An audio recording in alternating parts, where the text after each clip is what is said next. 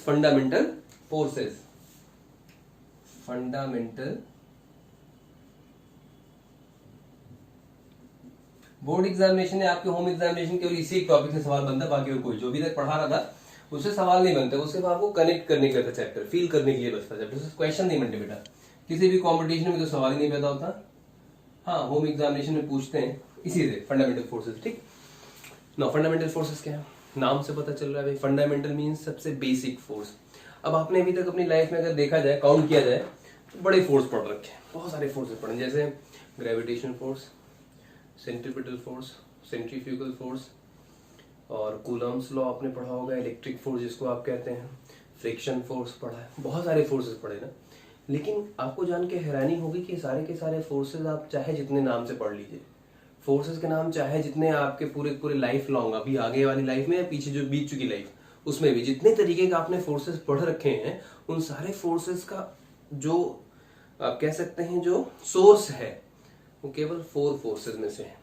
यानी कि पूरे के पूरे यूनिवर्स में या नेचर को जो गवर्न कर रहा है, जैसे मैंने कहा कि फिजिक्स क्या है बेटा, नेचुरल साइंस, यानी नेचर में होने वाले सारे के सारे फिनोमेनास।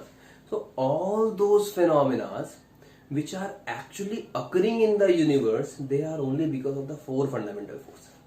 सिर्फ 4 फोर्सेस ही हैं जो अलग अलग रूप में, अलग अलग फॉर्म्स में आपको दिख जाते हैं, लेकिन अगर उनका सोर्स की बात करूं तो केवल वही 4, सिर्फ वही 4 फोर्सेस पूरे पूरे नेचर को गवर्न कर रहे हैं।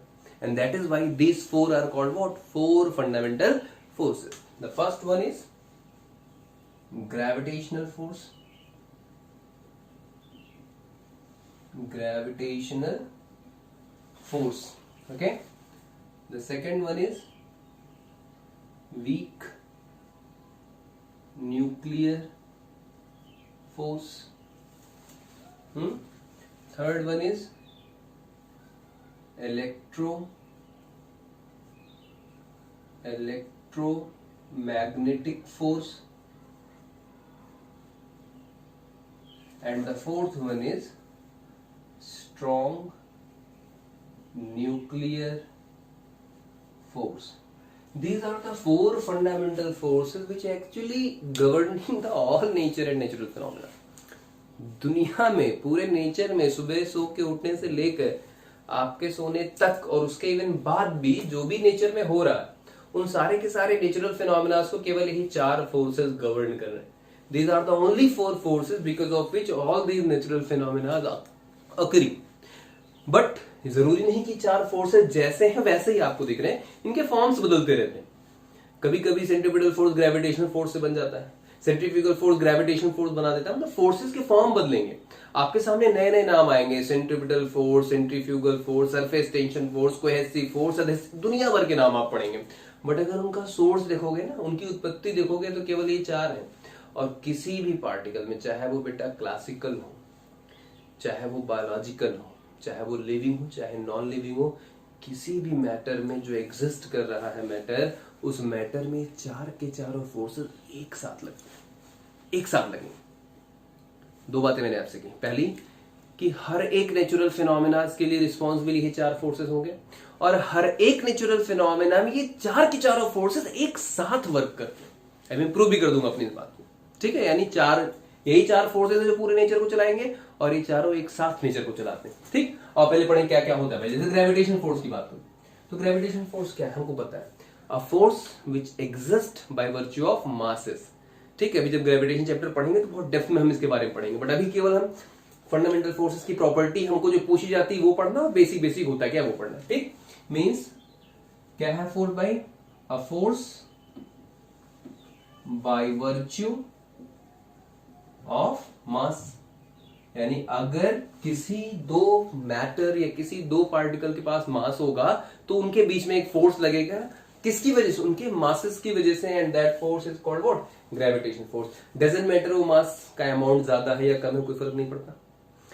बहुत हैवी बॉडीज हैं तब भी ग्रेविटेशन फोर्स लगेगा, बहुत लाइट बॉडीज है तब भी फोर्स लगेगा, एक हैवी एक लाइट बॉडी तब भी फोर्स लगेगा, एक लाइट एक हैवी बॉडी तब भी फोर्स लगेगा, ठीक है। मतलब कि ये हो गया कि चाहे जैसे भी पार्टिकल्स हो, it doesn't matter shape size क्या है, बट अगर मास है तो वहां क्या लगेगा, उनके बीच में ग्रेविटेशन फोर्स लगेगा, ठीक।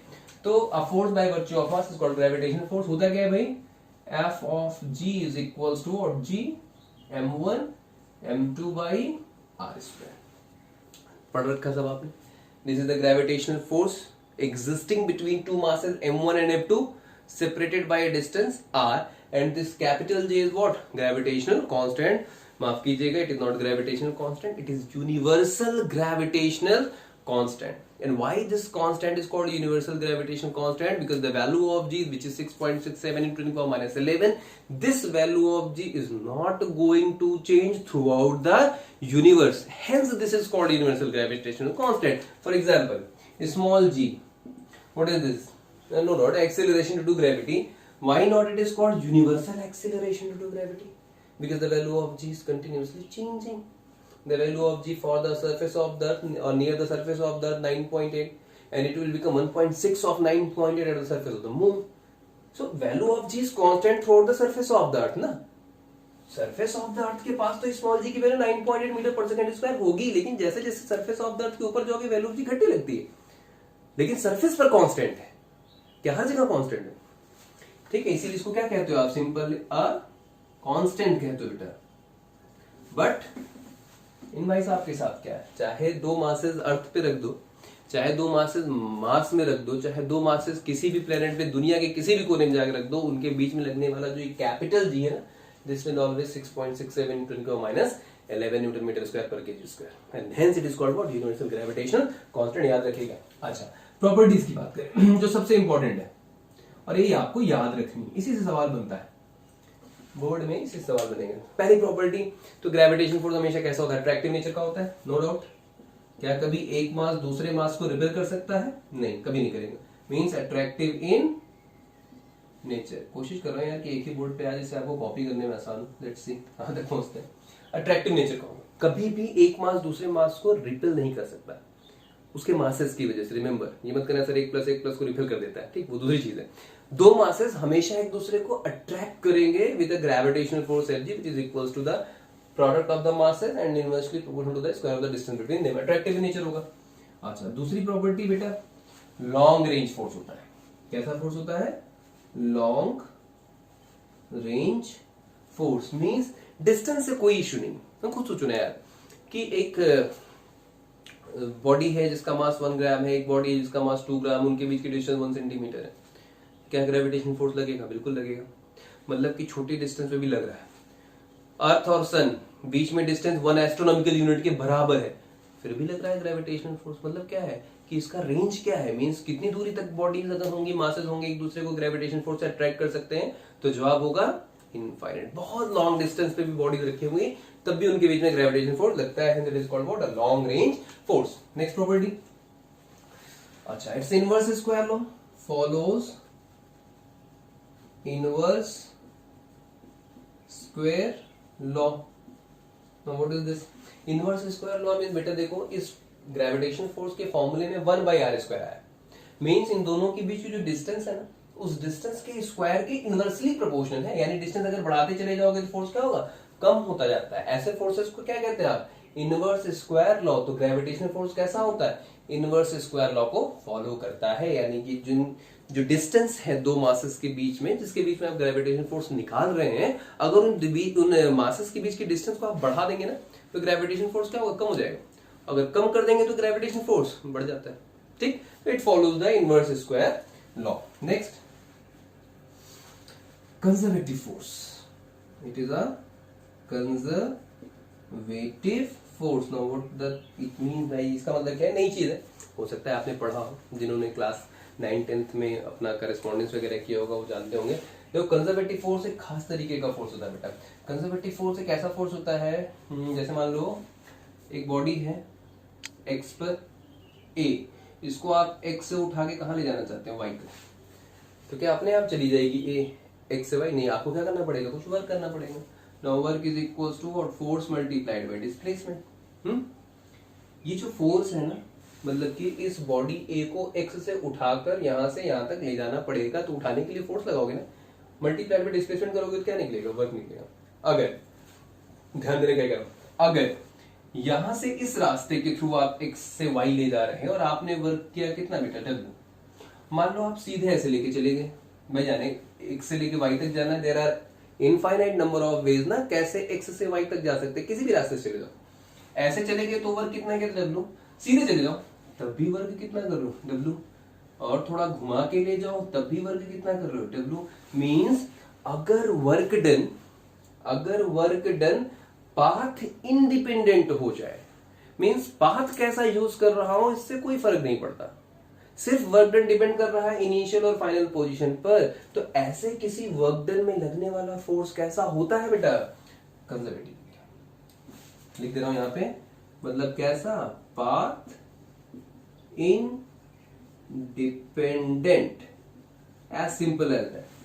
अगर किसी वर्क को करने में जो फोर्स लगा रहे हो आप, वो फोर्स कंजर्वेटिव है, तो वो वर्क डन कैसा होगा, पाथ इंडिपेंडेंट होगा, मतलब रास्ते पे कोई फर्क नहीं पड़ता, चाहे जिधर से ले जाओ, ऐसे जाओ ऐसे जाओ ऐसे जाओ, या पूरा व्हाइट बोर्ड घुमा के मैं एक्स से वाई पर ले जाऊं तब भी वर्क डन क्या होगा, सेम होगा। ऐसे किसी वर्क डन में लगने वाले फोर्स को क्या कहते हो बेटा, कंजर्वेटिव फोर्स। ठीक है, और एक बात और बताते रहो, मजे की बात है, जितने इनवर्स स्क्वायर लॉ हैं वो सब के सब कंजर्वेटिव होते हैं। जितने इनवर्स, ऐसे सारे लॉज, ऐसे सारे फोर्सेस जिसमें इनवर्स का क्या हो, स्क्वायर हो, वो सारे के सारे कैसे होंगे, कंजर्वेटिव होंगे, यानी सारे के सारे पाथ इंडिपेंडेंट होंगे, केवल उनकी वैल्यू वर्क की डिपेंड करेगी इनिशियल और फाइनल पोजीशन पर। इस मतलब नहीं कि किस रास्ते से आप ले जाने, हमेशा वर्क डन क्या आएगा, सेम आएगा। और इस बात को आप प्रूव करेंगे ग्रेविटेशन चैप्टर में, अभी नहीं प्रूव कराएंगे क्योंकि अभी आपको ग्रेविटेशन का या वर्क ऑफ एनर्जी वाले चैप्टर में भी आप प्रूव कर लेंगे, अभी नहीं कराएंगे। ठीक, सही बता रहा हूं, ये मान सकते हो, ये कॉन्सेप्ट सही है कि अगर कंजर्वेटिव फोर्स होगा तो कैसा होगा, पाथ इंडिपेंडेंट, यानी वर्क डन चाहे जैसे जिस रास्ते से लेके जाओ वर्क डन क्या होगा, सेम होगा, अगर आप इनिशियल और फाइनल पॉइंट चेंज नहीं कर रहे, मतलब सिर्फ एक्स से वाई के पास ही जाना है, ये नहीं कि एक्स से घूम के यहाँ चले गए तो वर्क डन से सेम नहीं आ रहा, तो अलग हो ही जाएगा। इनिशियल और फाइनल पोजीशन अगर सेम है तो वर्क डन क्या आएगा, सेम आएगा। अगर वर्क डन सेम आ रहा है तो फोर्स कैसा होगा, जिसकी मदद से वो वर्क डन किया जा रहा है, कंजर्वेटिव होगा, कंजर्वेटिव फोर्स। ठीक, एक छोटा सा और पॉइंट में याद रखने वाली बात है भाई, अट्रैक्टिव नेचर का होगा, लॉन्ग रेंज होगा, फॉलो इनवर्स स्क्वायर लॉ होगा, कंजर्वेटिव फोर्स होगा। एक और बात याद रखना है, जो इसका बेटा फील्ड पार्टिकल है, फील्ड पार्टिकल वो होता है ग्रेविटॉन। अभी इसको ऐसे याद कर लो, ठीक है। Field particle means the nature of the force की, अगर मान लो दो, जैसे मैंने कहा कि एक मास ए है एक मास बी है, दोनों के बीच में ग्रेविटेशनल फोर्स एफ लग रहा है, तो इस एफ फोर्स को एक्सचेंज कौन कर रहा है, there should be exchange particle, है ना, there should be a exchange particle. जो एक्सचेंज पार्टिकल इस बात को इंश्योर करेगा कि ए और बी के बीच में ग्रेविटेशनल फोर्स लगेगा ही लगेगा, and that exchange particle for the gravitation force is what, graviton. ठीक, और तो कुछ इसमें बचा नहीं। चाहो तो आप ये भी कह सकते हो, जैसे मान लो पढ़ भी रखा है आपने, बहुत ज्यादा मैं लिखवा भी नहीं रहा हूं इसलिए क्योंकि मतलब नहीं, जैसे कि दो बॉडीज के बीच में लगने वाला जो ग्रेविटेशनल फोर्स वो किसी तीसरे बॉडी के प्रेजेंस से अनइम्पैक्ट में रहता, अनअफेक्टेड रहता, कोई फर्क नहीं पड़ता। जैसे मान लो, जैसे मैंने कहा कि ए और बी के बीच में कितना फोर्स लग रहा है, ग्रेविटेशनल फोर्स Fg। अब अगर मैं मान लो यहीं बीच में जाके एक और बॉडी रख दूं C, जिसका मास m3 है, B का मास m2 है, A का मास m1 है, A और B के बीच में जब C नहीं था तब कितना फोर्स लग रहा था, Fg। अब अगर C आ भी गया ना तब भी कितना फोर्स लगेगा A और B के बीच में, Fg ही लगेगा। इसके आने या ना आने से इस पर कोई फर्क नहीं पड़ता, क्योंकि बेटा देखो क्या है ना, F की वैल्यू जो डिपेंड कर रही है वो तीन ही चीजों पे डिपेंड कर रही है ना, G पर जो कांस्टेंट हो गया मतलब बदलेगा ही नहीं, मास पर क्या C के आने से A का मास और B का मास चेंज हो गया, A is still m1, B has still mass m2, and the separation between these two is again still what, R. So neither m1 is going to change nor m2 is going to change nor the distance R is going to change. When we place another mass C which is m3, then there is no difference and there is no impact on this force Fg. Either we place this C over here or not. Okay, so you can write force between two masses is unaffected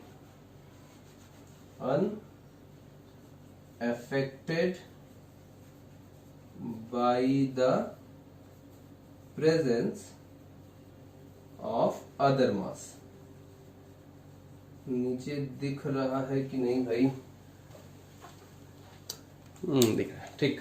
So force between two masses is unaffected by the presence of other mass. So these are the basic property जो आपको याद रखनी, you have to remember this बेटा, क्योंकि as it is आपसे board exam में, आपके home examination में पूछी जाएगी। दूसरी प्रॉपर्टी के बारे में पढ़ते हैं, वीक न्यूक्लियर फोर्स। इसमें एक और सबसे इंपॉर्टेंट है, वो एक साथ बताएंगे लास्ट में लिख के, स्ट्रेंथ चार्ट। ठीक है, जैसे ये सबसे वीकेस्ट होता है वो सबसे लास्ट में लेंगे क्योंकि वही सबसे इंपॉर्टेंट है।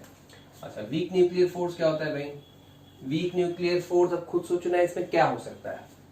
क्या लिखा देखो, न्यूक्लियर फोर्स मतलब न्यूक्लियस के बीच में लगने वाला फोर्स। देखो एक आपने प्रोसेस शायद पढ़ी होगी कि कभी कभी कुछ रेडियो एक्टिव एलिमेंट्स हैं, उससे कुछ डीके होता है। क्यों होता है? क्योंकि जितने भी रेडियो एक्टिव एलिमेंट्स हैं, जैसे यूरेनियम हो गया, थोरियम हो गया बेटा, the nuclei of all these elements are unstable होता है। इसमें प्रोटॉन और न्यूट्रॉन का रेशियो 1 तो रहता नहीं, प्रोटॉन ज्यादा हो जाते हैं, न्यूट्रॉन ज्यादा हो जाते हैं, इनका रेशियो 1 नहीं रहता। उसकी वजह से न्यूक्लियस क्या हो जाते हैं? अनस्टेबल। अब कोई भी न्यूक्लियस अनस्टेबल नहीं रहना चाहता, वो क्या चाहता है? स्टेबिलिटी गेन करना। तो स्टेबिलिटी आएगा कैसे? तो कभी कभी क्या होता है कि न्यूक्लियस के अंदर अभी भी कई तरीके का होता है, beta plus decay, beta minus decay, alpha decay, बहुत सारे डीके होते हैं। ठीक, मैं बहुत मॉडर्न फिजिक्स में नहीं घुस रहा हूँ, अगले साल लेके चलेंगे आपको डेप्थ में उसके, बट फिर भी एक नटशेल समझने के लिए जितना बता रहा हूँ उतना सुनोगे तो याद आ जाएगा। मैंने क्या कहा कि रेडियो एक्टिव सब्सटेंस के न्यूक्लियस अनस्टेबल होते हैं। अब अनस्टेबिलिटी रहना तो चाहता नहीं कोई, वो क्या होना चाहेगा? स्टेबल होना चाहेगा। तो उससे कुछ स्पॉन्टेनियस एमिशंस होते हैं। उसी स्पॉन्टेनियस एमिशन में से एक एमिशन का नाम है बीटा डीके, जिसमें क्या होता है कि न्यूक्लियस के अंदर कभी कभी का न्यूट्रॉन बहुत ज्यादा है और प्रोटॉन्स कम है, तो न्यूट्रॉन ब्रेक करता है अपने आप को, न्यूट्रॉन टूट जाता है। किसमें किसमें? एक प्रोटॉन और इलेक्ट्रॉन में। देखो ये न्यूक्लियस, इसमें क्या क्या होते हैं भाई? प्रोटॉन होता है, न्यूट्रॉन होता है, यही आपको पता, और तो कुछ होता नहीं इसके अंदर। अगर न्यूट्रॉन्स के नंबर ज्यादा है, और स्टेबिलिटी कब होगी? जब एक मोटा मोटा कहते हैं proton is to neutron ratio कितना, लगभग लगभग 1 हो। अगर न्यूट्रॉन ज्यादा है, प्रोटॉन कम है, तो न्यूट्रॉन बेटा ब्रेक हो जाता है। This neutron breaks into proton and a particle like electron, not exactly electron, क्योंकि न्यूक्लियस के अंदर कोई इलेक्ट्रॉन होगा यार, एक नेगेटिव टाइप पार्टिकल प्रोड्यूस होता है। ठीक है, इस प्रोसेस को हम क्या कहते हैं? Beta decay. और इस बीटा डीके में जो पार्टिकल निकलता है उसको बोलते हैं न्यूट्रिनो। क्या बोलते हैं? न्यूट्रिनो। इस सब पार्टिकल, जो छोटे छोटे पार्टिकल न्यूट्रिनो निकल रहे हैं, जो ये प्रोटॉन न्यूट्रॉन टूट रहा है, इनके बीच में लगने वाला फोर्स क्या होता है? Weak nuclear force. पहली बात तो रेयरेस्ट प्रोसेस है, बीटा डीके की प्रोसेस बहुत ही रेयर होती है, बहुत कम दिखती है हमको, नॉर्मली तो ना के बराबर दिखती है, बट जब भी होगी तो उन पार्टिकल्स के बीच में जो फोर्स लगेगा, that force is called what? Weak nuclear force. बहुत डेप्थ में इस फोर्स को आपको नहीं पढ़ना है, सिर्फ जितना बता दिया उतना याद रखो कि जो आपका न्यूक्लियस रेडियो एक्टिव सब्सटेंसेज हैं वो अनस्टेबल होते हैं। ठीक है, और वो जब अनस्टेबल होंगे तो स्टेबल होने की कोशिश करेंगे, उस प्रोसेस में बीटा डीके होगा। बीटा डीके का मतलब एक न्यूट्रॉन कन्वर्ट होता है प्रोटॉन और इलेक्ट्रॉन लाइक पार्टिकल्स में। अब इन पार्टिकल्स के बीच में लगने वाला फोर्स क्या है? Weak nuclear force. यानी कि कह सकते हो weak nuclear force, a force between particles during what? Beta decay. ठीक है, बीटा डीके जब प्रोसेस होती है तो उसमें जो छोटे छोटे पार्टिकल्स निकल रहे हैं उनके बीच में लगने वाला फोर्स क्या होता है? Weak nuclear force. अच्छा, प्रॉपर्टीज की बात करें बेटा, तो रेंज पहले बताओ, ये रेंज इसका क्या होगा? लॉन्ग रेंज फोर्स होगा कि शॉर्ट रेंज फोर्स? खुद सोचो ना, कहां लगने वाला है? न्यूक्लियस के अंदर प्रोटॉन न्यूट्रॉन, न्यूट्रॉन टूटा, वो किसी प्रोटॉन और एंटी पार्टिकल यानी इलेक्ट्रॉन टाइप पार्टिकल, मतलब कुल कहानी सारी कहां हो रही? उसी न्यूक्लियस के अंदर। न्यूक्लियस के बाहर तो कोई बात ही नहीं हो पाएगी, न्यूक्लियस के बाहर तो न्यूट्रॉन है ही नहीं, तो टूटेगा कौन? टूटा तो अंदर ही है। यानी रेंज क्या होता है बेटा? बहुत ही छोटा होता है। क्यों? क्योंकि सारी सारी रेंज कहां होनी? न्यूक्लियस के अंदर होनी है। यानी कि रेंज की बात अगर हम करें तो ये होता है कैसा? शॉर्ट रेंज फोर्स, बहुत छोटी रेंज का फोर्स होता है। और इसकी एक प्रॉपर्टी और याद रखनी है आपको बस, neutrino is the field particle. और कोई प्रॉपर्टी आपको इसकी याद नहीं रखनी, केवल एक प्रॉपर्टी याद रखनी बता आपको। ठीक है, इसका फील्ड पार्टिकल क्या होगा? न्यूट्रिनो होगा। और रेंज कैसा होगा इसका? Short range force. बस इतनी बातें याद रखनी। थर्ड देखो, इलेक्ट्रोमैग्नेटिक फोर्स। इलेक्ट्रोमैग्नेटिक फोर्स क्या होता है बेटा? कि जब देखो क्या है, इलेक्ट्रो मतलब something which is related from the charges, magnetic. ठीक है, चार्ज और मैं इलेक्ट्रोस्टैटिक और मैग्नेटिज्म को मिला दिया जाए तो जो फोर्स बनता है उसको क्या कहते हैं? Electromagnetic force. जैसे एक चार्ज है, अगर वो चार्ज मूविंग कंडीशन यानी चार्ज क्या कर रहा है, मूव कर रहा हो, तो रिस्टर्ड ने एक्सपेरिमेंट में क्या बताया था कि अगर एक वायर है उसके अंदर चार्जेस जा रहे हैं तो उसके आसपास क्या होगी, एक मैग्नेटिक फील्ड होगी, और मैग्नेटिक फील्ड होगी तो क्या लगाएगा, एक मैग्नेटिक फोर्स लगाएगा। That force is called what, electromagnetic force, given by formula F is equals to K Q1 Q2 by R square, very familiar formula. Okay, कुछ ऐसा ही तो है, यहाँ पे चार्जेस ना हो के मासेस के बीच में लगने वाला फोर्स था, यहाँ चार्जेस के बीच में लगने वाला फोर्स है जिसका मैग्नीट्यूड Q1 और एक का मैग्नीट्यूड Q2 है। यहाँ दोनों के बीच की डिस्टेंस आर थी, यहाँ भी दोनों के बीच की डिस्टेंस आर थी। वहां पे कांस्टेंट जी था, यहाँ पे कांस्टेंट के है। क्लास 12 में आएंगे, सबसे पहला चैप्टर पहला लॉ कूलम्स लॉ पढ़ाएंगे, ही पढ़ाएंगे, बट नेक्स्ट ईयर आज नहीं, ठीक है। तो F is equals K Q1 Q2, this is the formula for the electromagnetic force. ठीक, अब फॉर्मूला हो गया। अब बात करें कैसा होगा अट्रैक्टिव की रिपल्सिव, तो याद रखना electromagnetic force may be attractive, electromagnetic force may be repulsive depending upon the charge. If the charges are similar, then the force is repulsive, may be attractive, कब प्लस और प्लस या minus और minus हो अगर charge, और may be repulsive, तो ये दोनों हो सकता है, अट्रैक्टिव भी होगा और रिपल्सिव भी होगा। If the charges have similar, if the say there are similar charges, Q1 and Q2 are similar charges, then it will be repulsive force. If charges are of opposite sign, then charge will be attractive in nature. Force will be attractive in nature. One being. Second, range की बात करूं तो range इसका long range होता है, इसका दूर दूर तक रखते तब भी आपके लग सकते, ठीक, मीन्स लॉन्ग रेंज फोर्स होता है। तीसरा, it is also inverse square, no 1/r square is directly proportional to F, means it follows inverse square law. Third property, फिर अगर इनवर्स स्क्वायर लॉ भी कंजर्वेटिव होगी, मैंने क्या कहा, all inverse laws conservative in nature, means conservative force होगा, मतलब क्या हुआ कि पाथ इंडिपेंडेंट, किसी भी रास्ते से ले जाओ वर्क डन हमेशा क्या आएगा, सेम आता है बेटा, ठीक। इसका फील्ड पार्टिकल होता है photon. Photon is the field particle of electromagnetic force. और फोटॉन्स से आप परिचित हैं, जानते हैं आप, you very well aware from the term photon, it's light which is coming from the sun, it is a packet of energy, and each packet of energy is called what, photon, called quanta। see, ये सन है आपका, इससे light ऐसे आ रही ना आपके पास, but the speed of this light is what, 3 into 10 raised to the power 8 meter per second, but it is not the continuous rays। ये continuous rays नहीं जो आपके पास तक आ रही है क्या, ऐसा है कुछ, ये ऐसा कई सारे एनर्जी के पैकेट्स हैं, one packet of energy, another packet of energy, packet of energy, packet of energy, these packet of energies are called what, photon, or simply it is called quanta or photon, but these packet of energies are moving with this speed, and when these packets of energy are moving with this speed, so individual packet of energy is not visible। जैसे fan की wings हैं, fan जब अभी रुका है तो आप उसकी इंडिविजुअल विंग्स देख लेते हो, लेकिन फैन जब चलना शुरू करता है तो शुरुआत में 1-2 सेकंड तक तो इंडिविजुअल विंग्स दिखती हैं, बट जब वो अपनी फुल थ्रॉटल में होता है तो क्या उसकी इंडिविजुअल विंग्स दिखती हैं, ऐसा लगता है जैसे कंटिन्यूअस मोशन हो रहा। जैसे यहाँ देखो, जैसे मेरी उंगली है, अभी इसका मोशन तो आप आराम से देख सकते हैं, एक उंगली इधर इधर, लेकिन अगर मैं बहुत तेज मोशन कर दूं ऐसा लग रहा है बहुत सारी उंगलियां एक साथ मूव करने लगी, तो ये चीज यहाँ भी हो रही है।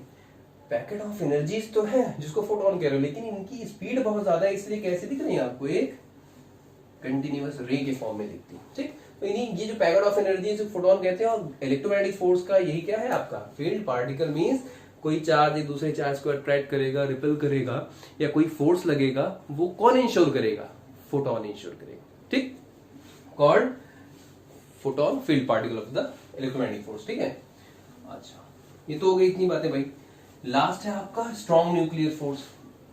स्ट्रॉन्ग न्यूक्लियर फोर्स क्या है भाई, तो इसको याद रखो, आपके न्यूक्लियस के अंदर क्या है, जो कुछ भी है उनको आप न्यूक्लियॉन्स कहते हैं, whatever is inside of the nucleus is called nucleon.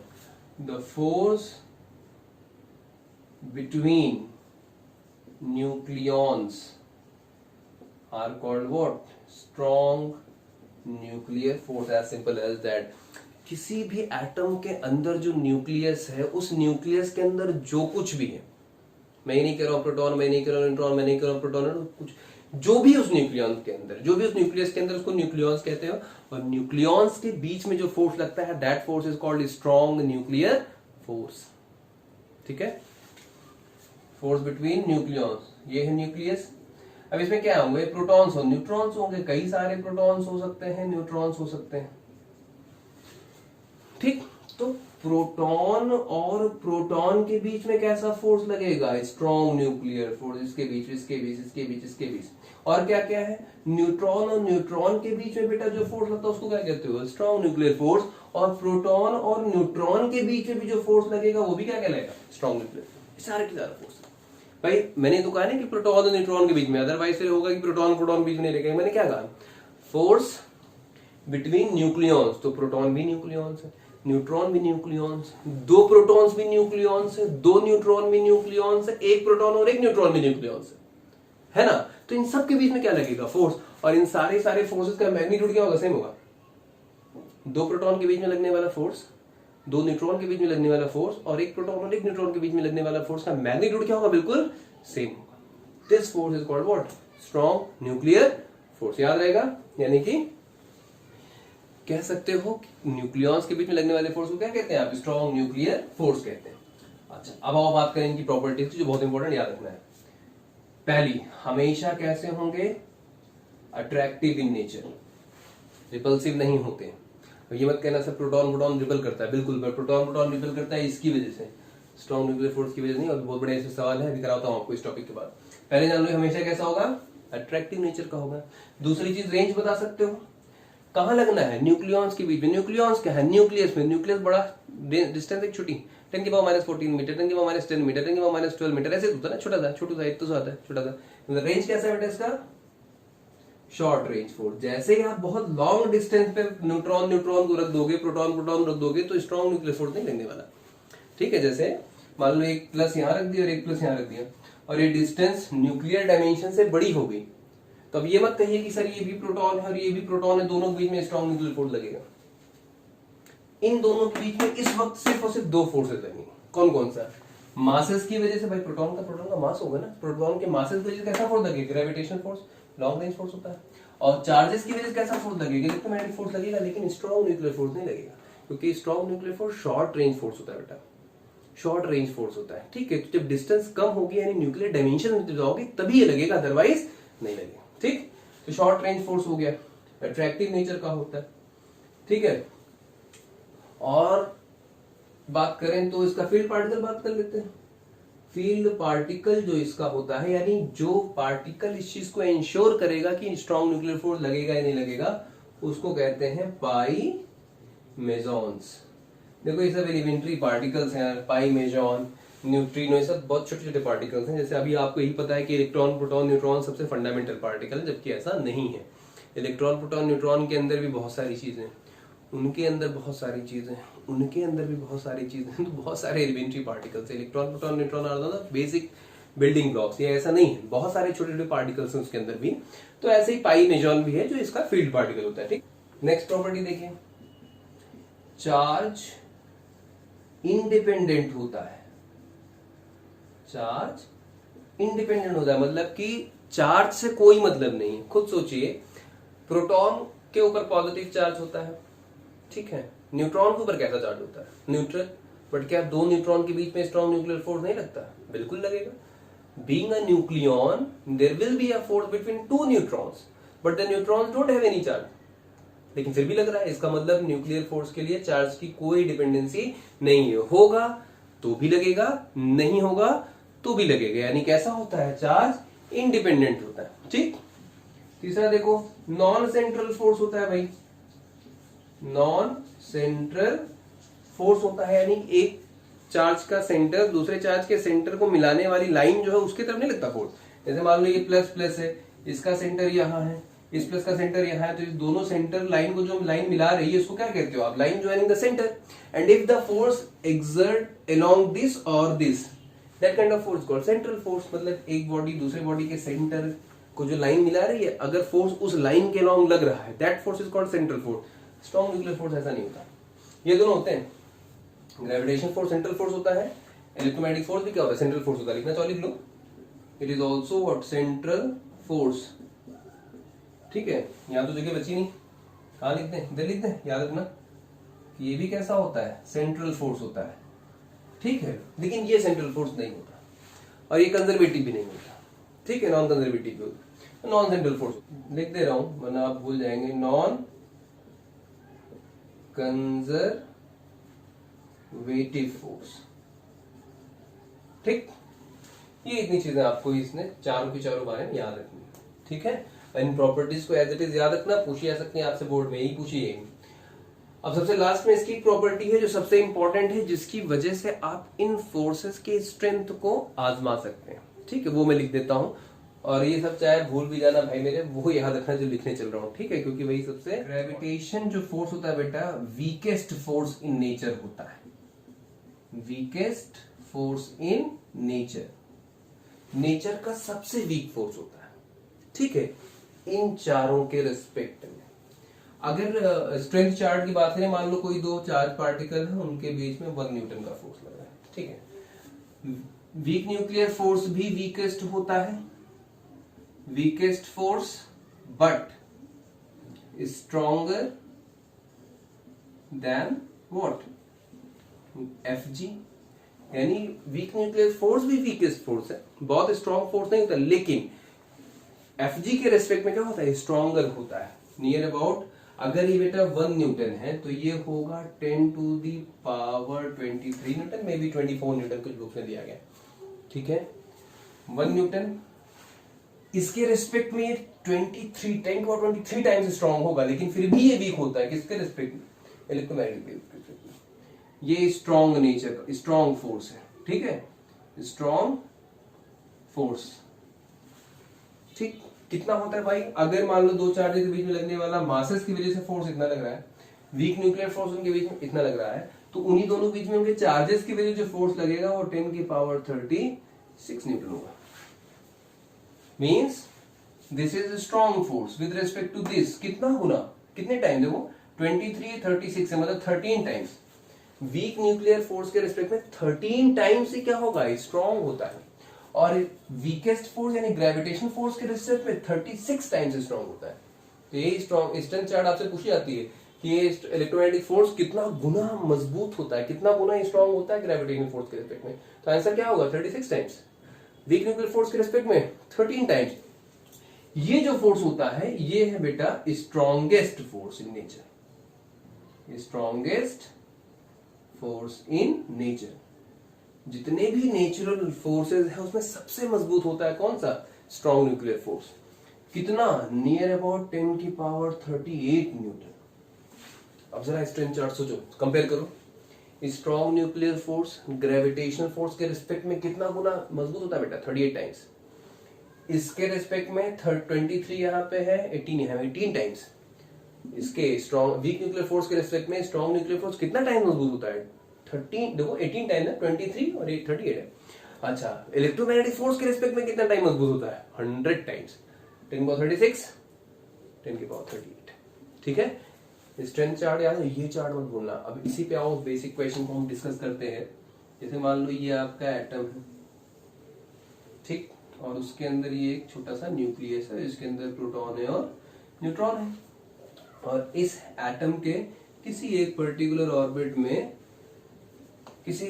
Orbit में इलेक्ट्रॉन्स क्या कर रहे हैं, चक्कर लगा रहे हैं भाई। ये अब देखो कितने टाइप के क्वेश्चंस इस एक सिंपल टॉपिक से, मैंने कहा था चार के चारों फोर्सेस एक साथ लगते हैं, एक साथ लगेंगे। ये देखो, क्या प्रोटॉन के पास अपना मास होता है, बिल्कुल, मास ऑफ प्रोटॉन 1.6 इंटू 10 की पावर -27 kg के करीब होता है। अच्छा, क्या न्यूट्रॉन के पास मास होता है, वो भी लगभग इतना ही होता है। अच्छा, क्या मास ऑफ इलेक्ट्रॉन पता है आपको, 9.1 इंटू 10 की पावर -31 kg। मतलब एक चीज तय हो गई कि इसके पास भी मास है, इसके पास भी मास है, इसके पास भी मास है, और इन मासेस की वजह से इनके बीच में कैसा फोर्स लगता है, मास की वजह से कैसा फोर्स लगता है, ग्रेविटेशन फोर्स। नेचर कैसा होगा, अट्रैक्टिव। तो इसको और इसको एक दूसरे को क्या करना चाहिए, अट्रैक्ट करना चाहिए। अगर अट्रैक्शन हो रहा है तो या तो प्रोटॉन न्यूक्लियस छोड़ के बाहर चला जाएगा या इलेक्ट्रॉन ऑर्बिट छोड़ के न्यूक्लियस के अंदर आ जाएगा, बट ये दोनों प्रोसेस नहीं होती। ना ही कोई प्रोटॉन न्यूक्लियस के बाहर पाया जाता है और ना ही कोई इलेक्ट्रॉन न्यूक्लियस के अंदर पाया जाता है। इसका मतलब इस फोर्स को कोई ना कोई दूसरा फोर्स है जो क्या कर रहा है, काउंटर कर रहा है। इसीलिए ना तो इलेक्ट्रॉन इसमें आ रहा है ना प्रोटॉन बाहर जा रहा है। तो वो फोर्स कौन सा होगा, स्ट्रॉन्ग न्यूक्लियर फोर्स। देखो इस प्रोटॉन और इस न्यूट्रॉन के बीच में कैसा फोर्स लगेगा, बीइंग अ न्यूक्लियन, न्यूक्लियन होने की वजह से भाई ये दोनों न्यूक्लियस के अंदर है कि नहीं है, तो इस न्यूक्लियस के अंदर अगर है तो इसके और इसके बीच में न्यूक्लियस के अंदर होने की वजह कैसा फोर्स लगेगा, स्ट्रॉन्ग न्यूक्लियर फोर्स लगेगा। और ये स्ट्रॉन्ग न्यूक्लियर फोर्स बेटा इस वीक ग्रेविटेशनल फोर्स के रिस्पेक्ट में कितना गुना हैवी है, 38 टाइम्स। मतलब अगर इन दोनों के बीच में 1 न्यूटन का फोर्स लग रहा है तो इन दोनों के बीच में कितना फोर्स लग रहा है, 10⁻38। ये फोर्स का नेचर कैसा होता है, अट्रैक्टिव। इन दोनों के बीच में नेचर कैसा है, अट्रैक्टिव। लेकिन ये वाला फोर्स ज्यादा मजबूत है, तो ये प्रोटॉन न्यूट्रॉन एक दूसरे को क्या करेंगे, न्यूक्लियस के अंदर बांधे रखेंगे। इसीलिए ये प्रोटॉन बाहर नहीं जा पाता है। क्यों, क्योंकि ये जो फोर्स है वो इसको बांधे हुए है, ये इसको खींच रहा है, लेकिन ये क्या कर रहा है, इसको बांधे हुए। जीतेगा कौन, स्ट्रॉन्ग न्यूक्लियर फोर्स, क्योंकि बहुत मजबूत होता है बेटा वीक न्यूक्लियर फोर्स के रिस्पेक्ट पे या ग्रेविटेशन फोर्स के रिस्पेक्ट में। ठीक है, that is why nucleus is stable. Otherwise आपके मन में आना चाहिए भाई एक और प्रोटॉन बना दे लो, एक और प्रोटॉन है, एक और न्यूट्रॉन है, एक और प्रोटॉन। अच्छा, प्रोटॉन और प्रोटॉन के बीच में चार्जेस की वजह से कैसा फोर्स लगेगा, इलेक्ट्रोमैग्नेटिक फोर्स लगेगा। प्रोटॉन के पास कैसे चार्ज प्लस, अगले प्रोटॉन के ऊपर चार्ज भी कैसा प्लस, प्लस और प्लस के बीच में कैसा फोर्स लगता है, चार्जेस की वजह से। चार्जेस की वजह से कैसा फोर्स लगता है, इलेक्ट्रोमैग्नेटिक फोर्स। और दोनों का नेचर कैसा, प्लस प्लस, कैसा फोर्स, रिपल्सिव के अट्रैक्टिव, रिपल्सिव, सिंपल सा है। तो ये भाई रिपेल करेगा तो बाहर चला जाना चाहिए न्यूक्लियस के, बट नहीं जाता। क्यों, क्योंकि जिस वक्त इस प्रोटॉन और प्रोटॉन के बीच में इलेक्ट्रोमैग्नेटिक फोर्स लग रहा है जो रिपल्सिव नेचर का है, उसी वक्त इस प्रोटॉन और प्रोटॉन के बीच में एक और फोर्स लग रहा है जो कैसा है, स्ट्रॉन्ग न्यूक्लियर फोर्स, और वो कैसा है, अट्रैक्टिव है। और ये फोर्स इससे 100 टाइम्स मजबूत है। तो जीतेगा कौन, इसके बीच में लगने वाले इलेक्ट्रोमैग्नेटिक फोर्स जो इतना न्यूटन लग रहा है, या इसके बीच में लगने वाले स्ट्रॉन्ग न्यूक्लियर फोर्स जो इतना न्यूटन लग रहा है और जो अट्रैक्टिव नेचर का। जाहिर बात ये हैवी फोर्स है, जीत जाएगा तो प्रोटॉन प्रोटॉन को बांधे रखेगा being a nuclear. That is why nucleus is stable. ठीक है, अब एक साथ, अब अगर यही न्यूक्लियस में किसका ले लूं, रेडियो एक्टिव सब्सटेंसेस का ले लूं, तो उसमें बीटा डीके भी होने लगेगा, ये सारी क्रॉस फोर्सेस भी लगेंगे, बीटा डीके भी लगेगा। तो चारों के चारों फोर्स एक साथ लग रहे नहीं लग रहे। मैंने क्या कहा था आपसे कि किसी भी मैटर में, matter is made up of atom and molecules. Atom होगा तो एक न्यूक्लियस होगा, न्यूक्लियस होगा तो इलेक्ट्रॉन प्रोटॉन न्यूट्रॉन होने ही होने हैं। इसका मतलब किसी एक फंडामेंटल एटम में, किसी भी फंडामेंटल पार्टिकल में चार के चारों फोर्सेस एक साथ लगते हैं। और ये चार के चारों फोर्सेस ही तो हैं जो इस एटम और इस न्यूक्लियस को एग्जिस्ट करा रहे हैं। और इसी एटम और न्यूक्लियस की वजह से तो पूरी की पूरी चीज बनी हुई है, मैटर बना हुआ है। तो भैया मेरे, अगर इस एक बेसिक एटम के अंदर ये चार के चारों फोर्सेस लग रहे हैं, तो आप ये कह सकते हैं कि इस दुनिया का जितना भी मैटर है, उन सारे के सारे मैटर्स में चारों फोर्सेस एक साथ लग रहे होंगे। And that proves my point कि चारों फोर्सेस एक साथ लगेंगे। ऐसा कोई भी मैटर नहीं होगा जो एटम से नहीं बना होगा, मानते हैं। अगर ऐसा कोई एटम नहीं होगा जो ऐसा होगा, तो चारों फोर्सेस का लगेंगे नहीं लगेंगे। और चारों फोर्सेस अपने हिसाब से लगेंगे। उसमें सबसे मजबूत कौन सा होगा, स्ट्रॉन्ग न्यूक्लियर फोर्स, इसीलिए न्यूक्लियस स्टेबल हुआ, बना हुआ है, प्रोटॉन बाहर नहीं जा पा रहा है। उसमें ये भी लग रहा होगा, इलेक्ट्रोमैग्नेटिक फोर्स भी लगेगा, उसमें वीक न्यूक्लियर फोर्स भी लगेगा, और उसमें ग्रेविटेशन फोर्स भी लगता है।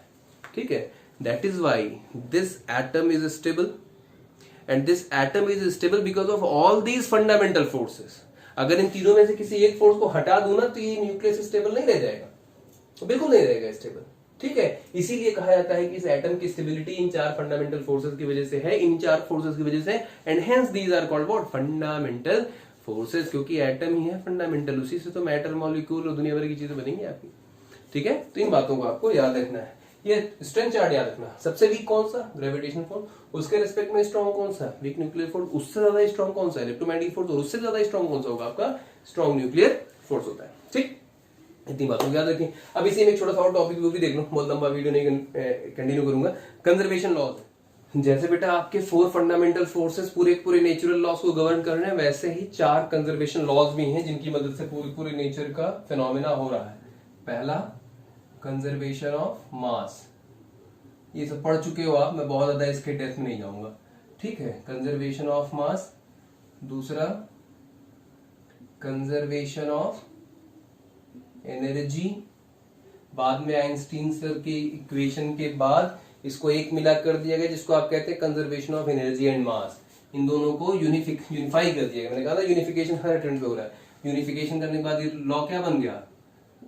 Conservation of energy and mass, because mass is convertible into energy, energy is convertible into mass, is equal delta M C square वाले फॉर्मूले में बताया गया था। तीसरा है बेटा conservation of linear momentum, linear momentum, last but not the least conservation of angular momentum. Conservation of angular momentum. Then these are the four conservation laws. आपको पता है conservation of mass neither created nor destroyed, conservation of energy neither created nor destroyed. One more is here, conservation of charge. Conservation of charge होते तो बहुत सारे हैं यार, अभी इसको और आगे बढ़ाना चाहो तो एक आ जाएगा conservation of parity, conservation of parity, but उतना डेप्थ में नहीं जाने का अपने को, केवल अपने को इतना याद रखना है conservation of energy and mass, energy neither created nor destroyed, what maximum what we can do, it can transform from one form to the other form, mass of a system is always remains constant, linear momentum, in the absence of any external force the linear momentum of the system will remain same. If we want to change the linear momentum then we have to apply force from externally, internal force will not able to change the linear momentum of body. linear momentum क्या होता है? P which is equals to mv, यही पढ़ा है। अगर आप इस body के मोमेंटम को चेंज करना चाहते हो तो भाई क्या तरीका है, या तो मास बदल दो या वेलोसिटी बदल दो। मास किसी बॉडी का चेंज होने से रहा, वेलोसिटी चेंज कर सकते हो कैसे? बाहर से कोई फोर्स लगाना पड़ेगा, इस सिस्टम के अंदर नहीं। उस बॉडी का मास, उस बॉडी की वेलोसिटी अगर जो भी mv है, अगर आप उसके मोमेंटम को चेंज करना चाहते हो तो you have to change the velocity of the body. Mass तो चेंज कर नहीं सकते हो। अब वेलोसिटी कैसे बढ़ेगी? जब एक्सटर्नल कोई फोर्स लगे। अगर नहीं लगा रहे हो कोई एक्सटर्नल फोर्स तो जो उसका वेलोसिटी हो बनी रहेगी, तो m इंटू वी यानी p क्या रहेगा? हमेशा बना रहेगा। उसे कहते हैं in the absence of any external force the linear momentum of the system always remains conserved या कांस्टेंट, चेंज नहीं होगा। ऐसे ही रोटेशनल मोशन में एंगुलर मोमेंटम का कंजर्वेशन है। रोटेशनल मोशन में एंगुलर मोमेंटम, इसका फॉर्मूला भी लिख देता हूं, L is equals to I omega. Rotational motion जब पढ़ाऊंगा तो आपको एक्सप्लेन मैं करूंगा इसको, ठीक है? डेफिनेशन में बता दे रहा हूं, इन the absence of any external torque, rotational motion में टॉर्क का रोल प्ले बेटा बिल्कुल वैसा ही है जैसा कि लीनियर मोशन में फोर्स का होता है, ठीक है? रोटेशनल मोशन में I, it's called moment of inertia, I is moment of inertia. ये भी रोटेशनल मोशन का topic. Omega is angular speed या एंगुलर वेलोसिटी। तो जैसा रोल लीनियर मोमेंटम का बेटा लीनियर मोशन में होता है, वैसा ही रोल रोटेशनल मोशन में किसका होता है? एंगुलर मोमेंटम का। जैसा रोल मास का होता है लीनियर मोशन में, वैसा ही रोल मोमेंट ऑफ इनर्शिया होता है किसमें? रोटेशनल मोशन में, क्योंकि रोटेशनल मोशन है, किसी एक्सिस के अलॉन्ग बॉडी रोटेट करने लगी है। और जो रोल v का होता है वही रोल ओमेगा का होता है। और जो f का होता है लीनियर मोशन में, वो इसमें किसका होता है? टॉर्क का, टाउ उसको बोलते हैं, टाउ, टॉर्क। ओके, तो जरा कनेक्ट करो। लीनियर मोमेंटम का कंजर्वेशन क्या कहते हैं? In the absence of any external force linear momentum of the system will remain conserved. Rotational motion क्या हो जाएगा? In the absence of any external torque. एक बार एनालॉजी लिख दूं यहां पे, I mass, moment of inertia is mass, angular speed is velocity, and torque tau, opposite of J, उल्टा जे लिखते बेटा इसको। ये किससे रिलेटेड है? एफ से। इन the absence of any external force the product of these two which is P, product of these two which is p, and the product of these two is angular momentum. In the absence of any external force momentum remains conserved. In the absence of any external torque angular momentum is what? Conserved. That is called conservation of angular momentum. बहुत depth में मत घुसो इसके, ठीक है? Conservation of charge, किसी system का, total system का, the charge of a isolated system is always remains conserved. And remember my word, isolated word I am using, okay? ये है, इसके पास +5 -3 चार्जेस थे, तो टोटल चार्ज कितना है इसके पास? +5 -3 दैट इज +2। अब ये +5 -3 कुछ भी हो सकता है। हो सकता है कि इसके अंदर चार्जेस को कुछ रीअरेंजमेंट हो जाए, ये हो जाए +6 और ये हो -4 हो सकता है, ऐसा हो जाए। +5 से 1 बढ़ गया, ये -3 से -4 हो गया। रिजल्ट अगर निकालोगे तो +6 -4 अभी भी कितना है। तो किसी आइसोलेटेड सिस्टम का टोटल चार्ज क्या होता है, हमेशा कंजर्व रहता है। हो सकता है आपस में चार्ज इंटरचेंज हो जाए, कोई बढ़ जाए कोई घट जाए, net charge positive net charge negative है। जैसे कोई मेटल है वो इलेक्ट्रॉन लूज करता है तो पॉजिटिव चार्ज आता है, कोई मेटल इलेक्ट्रॉन लेता है नेगेटिव चार्ज आता है, तो लेना देना हो सकता है। बट पूरे सिस्टम को अगर अकेला ले जाके काटो, उठा के अकेले लेके चले जाओ, आइसोलेट अगर करोगे तो पूरे सिस्टम का टोटल चार्ज हमेशा क्या आएगा, सेम आएगा। That is called what, conservation of charge. बोल नहीं जाओ, कंजर्वेशन ऑफ पैरिटी अपने आप से होमवर्क आपका ढूंढिएगा जरा। ये नहीं भी पढ़ोगे कोई बात नहीं, ये भी नहीं पढ़ोगे तो भी कोई बात नहीं। बेसिक यही 4 है, conservation of mass energy, conservation of linear momentum, conservation of angular moment. ठीक, कंजर्वेशन ऑफ चार्ज भी कुछ हद तक बेसिक है सब। तो it is all about the first chapter. Basic सा चैप्टर था, कंजर्वेशन लॉस और फंडामेंटल फोर्सेस। 2 टॉपिक ऐसे हैं जिससे आपसे बोर्ड में सवाल बनेंगे, इससे होम एग्जामिनेशन में सवाल बनते हैं। ठीक है, नीट जेई किसी कंपटीशन में से कोई सवाल नहीं पूछा जाता है, बट फिर भी पढ़िएगा, अच्छा चैप्टर है। छोटी सी नोट्स बनाइएगा, केवल फंडामेंटल फोर्सेस और कंजर्वेशन लॉस की नोट्स आप बना सकते हैं इसमें। ठीक है, बाकी जो चीजें हैं उसको बनाने की जरूरत नहीं है। नेक्स्ट जो लेक्चर आपको मिलेगा that will be on the mathematical tools. Normally क्या होता है, फिजिकल वर्ड चैप्टर और मैथमेटिकल टूल छोड़ दिया जाता है। क्यों? क्योंकि दोनों एग्जाम में नहीं पूछे जाते हैं। बट प्रॉब्लम ये है, इस चैप्टर को छोड़ा इसलिए नहीं क्योंकि ये बेस है बेटा। जब तक इस चैप्टर को नहीं पढ़ो तब तक आपको पता नहीं चलेगा कि फिजिक्स में पढ़ना क्या रहता है और फिजिक्स क्या है, फिजिक्स का एम क्या है। दूसरा मैथमेटिकल टूल्स, तो नो डाउट मैथमेटिकल टूल नहीं पूछा जाएगा आपसे किसी एग्जामिनेशन में, लेकिन without tools you can not solve the problems with ease. मैंने आपसे पहले भी कहा था कि फिजिक्स आपको मुश्किल इसलिए लगने लगती है क्योंकि उसमें न्यूमेरिकल्स बहुत होते हैं, उसमें प्रॉब्लम्स आपको सॉल्व करनी पड़ती हैं। अब वो प्रॉब्लम्स इसलिए नहीं सॉल्व करते क्योंकि आप खुद अपने लिए प्रॉब्लम क्रिएट कर लेते हैं जब आप मैथमेटिकल टूल्स नहीं पढ़ते। फॉर एग्जाम्पल ट्रिगोनोमेट्री है, मैं कुछ मैथमेटिकल टूल्स नहीं पढ़ाऊंगा आपको। To be very frank, at the very hard note, please remember this, trigonometry sin theta plus cos theta sin square theta plus cos square theta, first quadrant, second quadrant, third quadrant, fourth quadrant, ASTC rule, ये सब आपको पता होना चाहिए। I am not going to repeat it again and again. All the trigonometry values, sin 90, sin 30, 60, 40, sin, cos, tan, at least these 3 you have to remember. You have to recall by hook or by crook. मेरे पास कोई विकल्प नहीं बेटा, वो आपको तैयार होना चाहिए। ठीक है, बताऊंगा ही मैं, नहीं आएगा तो आपको बताऊंगा sin 30 कितना होता है, sin 40 कितना होता है, 45 कितना होता है। बट अगर आप याद रखेंगे, देखो क्या है, जब आप क्वेश्चन लगाने बैठते हो क्वेश्चन होता नहीं है तो उसके पीछे आप वजह यही छोटी छोटी होती है। sin 35, sin 30 आ गए, तुमको पता ही नहीं है, तुम किताब पलटोगे, फिर मैं छोड़ या बाद देख लेंगे, छूट गया वो सब। ठीक, तो ये सब चीजें आपको पता होनी चाहिए। एरिया का फॉर्मूला, रेक्टेंगल का एरिया कैसा होता है, रोम्बस का एरिया क्या होता है, रोम्बस नहीं जरूरत पड़ेगी, रेक्टेंगल, स्क्वायर, ट्राइंगल और ट्रेपीजियम। फिजिक्स में केवल यही 4 आप डिस्कस करेंगे। बहुत ज्यादा स्फेयर हो गया, स्फेयर का वॉल्यूम ये सब हो गया, basic 2D and 3D structures. ठीक, उसके वॉल्यूम वगैरह निकालने का आपको फॉर्मूला पता होना चाहिए, केवल फॉर्मूला। कैसे आता है मुझे इससे मतलब नहीं, केवल फॉर्मूला पता होना चाहिए। अब कैसे आता है वो मैथ्स वाले सर आपको बताएंगे। ठीक, वो मेरा रोल प्ले नहीं। 2 चीजें मैं आपको सिखाऊंगा मैथमेटिकल टूल में। First is differentiation, second is the integration. ये दोनों चीजें सीखनी बहुत जरूरी है क्योंकि जब तक ये दोनों चीजें नहीं सीखेंगे आप, तब तक आप मैथमेटिक्स का ये जो 2 टूल है उसके बिना फिजिक्स सॉल्व नहीं हो, क्योंकि फिजिक्स और मैथ्स दोनों जुड़े हैं। तो डिफरेंशिएशन इंटीग्रेशन कैसे करते हैं सिर्फ ये सीखना है। नियम, rules, first principle, second principle, application of derivative, ये सब नहीं करना। सिर्फ हमको ये सीखना है हाउ टू यूज, मैंने क्या मैथमेटिकल टूल्स, मैथमेटिक्स थोड़ी पढ़नी है, सिर्फ हमको पढ़ना है how these tools will be used in the sense of physics. तो मैं सिर्फ वो टूल सिखाऊंगा। तो नेक्स्ट वीडियो जो आपको मिलेगा that will be on the differentiation and integration, must watch, जरूर देखना, क्योंकि फिर 2 साल जब मैं कहूंगा बेटा differentiate this equation with respect to y, differentiate this equation with respect to z, differentiate this equation with respect to theta, integrate this with respect to this, घूम जाएगी खोपड़ी आपकी, फिर आप नाराज होने लगेंगे, फिर आप फिजिक्स से नफरत करेंगे। इसलिए नेक्स्ट वीडियो जरूर पढ़ना, पूरा डिफरेंशिएशन इंटीग्रेशन कोशिश करूंगा, 1-1.5 घंटे का वीडियो होगा, आपको पूरा उसमें सिखा सकूं। ठीक है, टिल देन इतनी बातों को पढ़ लीजिए, याद कर लीजिए, कोई प्रॉब्लम होती है लेट मी नो। ओके, ठीक, टिल देन मस्त रहिए, पढ़ते रहिए, टेक केयर।